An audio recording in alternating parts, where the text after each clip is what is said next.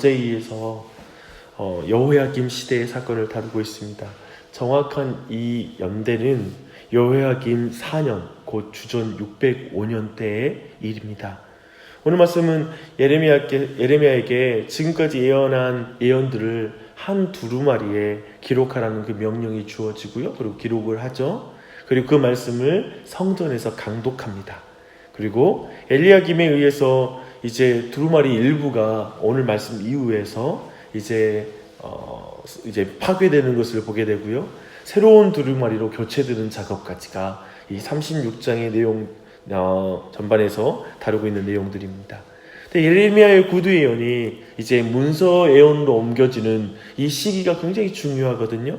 우리는 계속해서 애굽과 바벨론 사이의 세력 다툼이 유다 말기 시대에 있었던 국제 정세라는 것을 계속해서 언급하고 살펴봤습니다. 근데 이 두 제국 사이의 갈등이 이제 전체적인 국면에서 이제 한쪽으로 기우는 사건이 일어났는데요. 주전 605년에 갈그미스 전투를 위해서 이제 애국 군대가 바벨론 군대에 의해서 철저히 괴멸됨으로 말미암아 이제 역사 속에서 실질적으로는 이제 애굽이 더 이상 이제 고대 근동에 영향을 주는 그런 강력한 국가의 위세는 사라지게 되고 바벨론의 손에 이제 유다가 완전히 떨어지게 됩니다. 그래서 이제 지금 말씀이 기록된 시점에서 사실은 얼마 전에 바벨론이 침략해서 많은 포로들을 잡아갔어요. 그리고 성전에 많은 기구들이 바벨론으로 옮겨졌죠. 이때 이제 다니엘과 그 친구들이 이제 포로로 이제 바벨론으로 끌려가는 그 1차 포로가 있었습니다.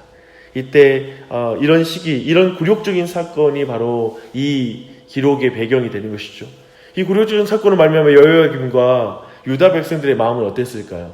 아마도 굉장히 겸손해졌을 것이라고 우리는 예상할 수 있습니다. 그리고 하나님의 말씀에 이제 다시 귀 기울일 수 있는 기회가 이제 그 땅에 온 것입니다. 실제로 백성들은 금식일을 정하고 하나님께 은혜를 구하는 그 자리까지 나가요. 9절에 그게 나오거든요. 유다의 요시야 왕의 아들 여호야김의 제5년 9월에 예루살렘 모든 백성과 유다 성읍들에서 예루살렘에 이른 모든 백성이 여호와 앞에서 금식을 선포한지라. 그쵸? 약간의 신앙적인 기운이 다시 싹 트는 거예요. 그런 분위기가 흐르죠. 하나님께서 이런 역사적 상황과 그 상황으로 인해서 백성들의 마음이 겸손해졌을 때 예레미야에게 그가 처음 보던 하나님의 말씀을 두루마리에 기록하라는 명령을 주는 것입니다. 그리고 그 말을 사람들이 많이 모이는 성전에서 낭독하라고 말하고 있습니다. 예레미야가 요시야 13년부터 그의 활동을 진행한 것을 생각해 본다면 거의 지난 20년 동안에 그가 했던 예언의 모든 사역들을 이제 두루마리로 옮기는 작업을 하는 것입니다. 이제 이때 예레미야의 비서 역할을 하면서 이 모든 내용들을 두루마리에 옮긴 사람은 바룩입니다. 당시 예레미야는 감금된 상태였던 것으로 보입니다. 그래서 성전으로 그가 직접 나갈 수 없는 상태라고 5절에 보니까 그 말씀이 나와요. 이미 아마도 성전에서 그가 전했던 매우 부정적인 메시지, 이제 바벨론에 멸망할 것이다, 이런 어떤 메시지, 부정적인 메시지 가운데 그는 연금 상태에 처하게 됩니다. 그래서 성전에 가서 두루마리에 쓰인 하나님의 말씀을 백성 앞에서 낭독하는 것은 이제 바룩의 몫입니다. 기록과 선포를 대행하는 역할을 바룩이 대신 하고 있는 것이죠. 근데 금식일은 여호야김 5년 9월이었으니까요. 예레미야가 사실 이 모든 말씀을 두루마리에 기록하는 데만 해도 적지 않은 시간이 쓰인 거예요. 이제 여호야김 4년 때부터 썼으니까 몇 개월이 걸렸는지 정확한 개월은 알 수 없지만 굉장히 긴 기간 동안에 말씀을 하나하나 그리고 분명히 기억하여 성령의 인도하심 가운데 기록했을 것입니다. 이제 바룩이 성전에서 기록된 말씀을 낭독했을 때 이제 백성들 사이에 연쇄 반응이 일어나요. 사반의 손자 그마리아의 아들 미가야는 왕궁의 서기관의 방으로 가서 거기 모이는 서기관들과 방백들에게 자신이 들은 모든 말씀을 전합니다. 그러자 고관들은 이제 바룩을 직접 불러서 우리가 그 말씀을 들어야겠다라고 말하고 사람을 보내서 바룩을 불러와서 기록된 말씀을 낭독해 줄 것을 부탁합니다. 그 모든 말씀을 들은 고관들은 이제 왕에게 직접 그 말씀을 전해야 된다라고, 이건 너무나 중요한 말씀이라고 그들은 스스로 느끼는 그런 태도를 갖게 됩니다. 그래서 이제 중요한 것은 이제 왕의 태도가 이 말씀에 어떤 태도를 취할지 불확실하니까 이제 바룩과 에레미야가 어딘가 숨어 있으라고, 그들이 혹시라도 왕이 다른 태도로 그를 죽여야 되겠다고 부른다면 크게 위험에 처하니까 그들을 보호하려고 하는 태도를 취합니다. 이제 오늘 본문의 말씀의 내용은 여기까지인데요. 오늘 본문에서 우리는 에레미야의 20년 동안의 예언이 두루마리에 옮겨지는 그것이 굉장히 긴 시간 동안에 이루어진 일이고 신중하게 이루어졌다는 걸 충분히 확인했습니다. 근데 근본적으로 왜 잉크로 두루마리의 말씀을 기록하라고 했는지, 그것을 왜 강조해서 말하는지를 한번 생각해 볼 필요가 있습니다.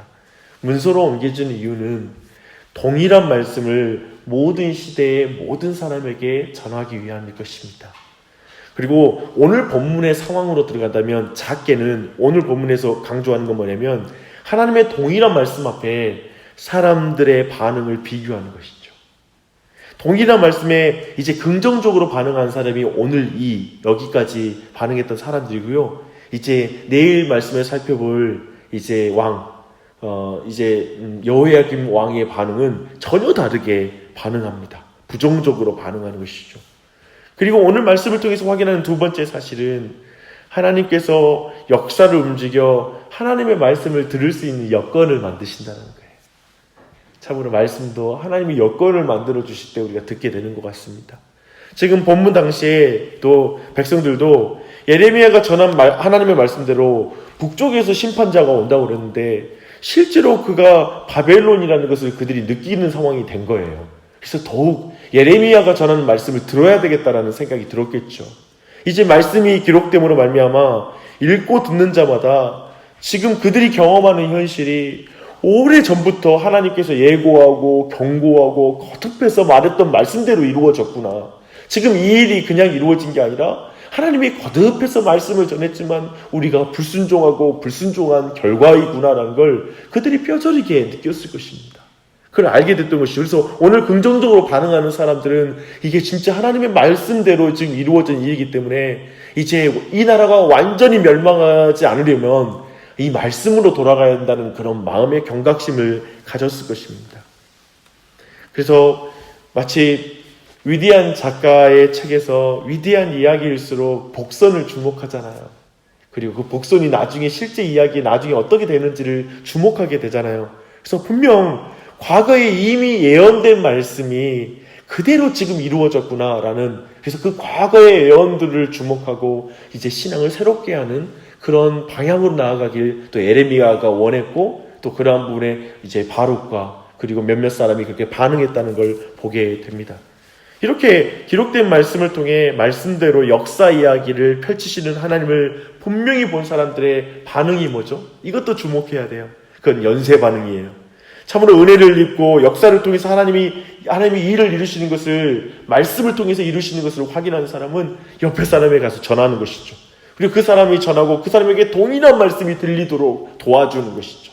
그리고 그 동일한 말씀이 들린 자가 또 다른 사람에게 복음을 전해야 되겠다. 그리고 그 말씀을 전해야 되겠다 하는 그 연쇄적인 말씀의 역사가 나타나는 걸 오늘 본문을 통해서 확인하게 됩니다. 그래서 이 아침에 우리가 어떤 기도를 드려야 될까요?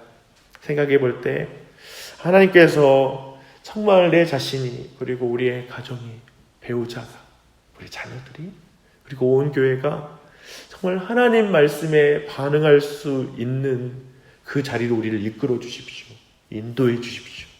우리의 본성으로 하나님의 말씀을 듣고 말씀을 깨닫지 못합니다 라고 말하며 주님께서 우리를 정말 말씀의 자리로, 주의 말씀을 갈급한 자리로 우리를 이끌어 주시기를 간구하면 좋겠습니다.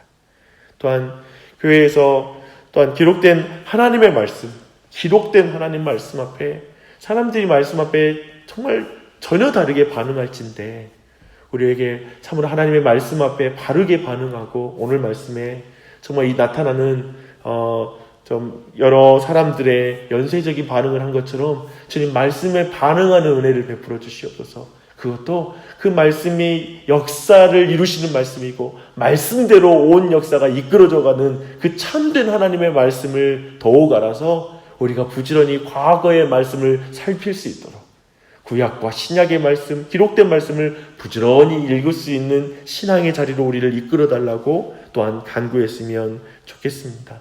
예언된 말씀이 그대로 이루어질 줄 믿습니다. 그리고 다시 오실 예수님에 대한 약속이 있잖아요. 어느새 우리의 마음 가운데 다시 오신 예수님에 대한 그 말씀에 대한 믿음이 흐려져 있다면 예수님 곧 오신다, 그 말씀대로 오신다라는 것을 우리 안에 확증하고 부지런히 우리의 자리에서 기도하고 주님을 의지하고 주의 말씀을 붙잡고 순종하는 그 자리를 우리 안에 잃지 않았으면 좋겠습니다. 하나님은 정확하게 우리를 인도하셨을 거예요. 여러 사람 여러 환경을 통해 여러 가지 확인하며 오늘 이 자리까지 우리가 나왔을 것입니다. 주님께 기도해야지, 주님께 기도해야지, 주님 말씀 들어야지 라는 마음이 우리 안에 있을 것입니다. 그게 은혜인 줄 믿습니다. 그 은혜를 붙잡고 기도하는 이 아침이 되시길 바랍니다. 기도하겠습니다. 하나님 아버지, 오늘도 이렇게 예레미야 36장 1절로 19절 말씀을 통하여 하나님의 말씀을 우리가 듣게 해주시니 감사합니다. 하나님이 역사마다 시대마다 때로는 사람들은 바빠서 하나님 말씀을 듣지 못한다라는 사람도 있고 어려운 일이 있어서 하나님 말씀 듣지 못하겠다는 사람도 있습니다. 하지만 어려운 일 닥쳐서 하나님 말씀을 들어야 되겠다라고 하는 사람이 있고 또한 너무 바쁘지만 말씀이 너무 필요하다라고 말하는 신앙도 있는 줄 믿습니다. 주님 주여, 우리 모두에게 은혜 베풀어 주셔서 주님 우리의 모든 상황 가운데 하나님 말씀을 듣고 주님께 기도하는 자로 이끌어 주신 하나님 감사합니다.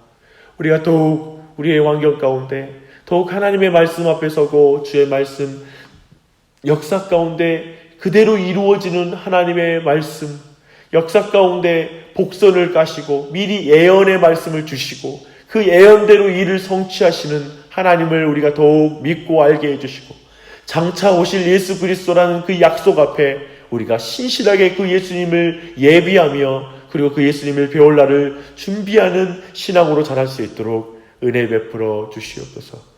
우리 더욱더 말씀 앞에 설 수 있도록 그리고 그 말씀 앞에 반응할 수 있도록 가감없는 말씀 그대로의 말씀을 온전히 듣고 주님 앞에 설 수 있도록 이끌어 주시길 간절한 마음으로 기도합니다. 특별히 우리 가정 안에 그리고 하는 우리 자녀들에게 하나님의 말씀의 자리로 우리를 이끌어가 주시고 그리고 그 기록된 말씀 앞에 은혜를 경험하여 정말 가족 안에 아이들에게 말씀을 부모가 증거하고 또 아이들을 통해서도 부모에게 하나님의 은혜가 증거될 수 있도록 은혜 베풀어 주시옵소서. 그 일이 교회 안에 마을 모임마다 일어나게 해주시고 교우들의 삶 속에서도 다른 사람의 그 말씀의 증거가 있을 수 있도록 은혜 베풀어 주시옵소서. 그래서 이곳에 와라, 교회로 오면 와서 나와 같이 말씀을 듣자라고 말하는 그런 은혜 또한도 온 교회 안에 있어서 마지막 날에 주님 오실 날을 예비할 수 있도록 은혜 베풀어 주시옵소서. 이 아침에 사랑하는 지체들 기도하러 왔습니다.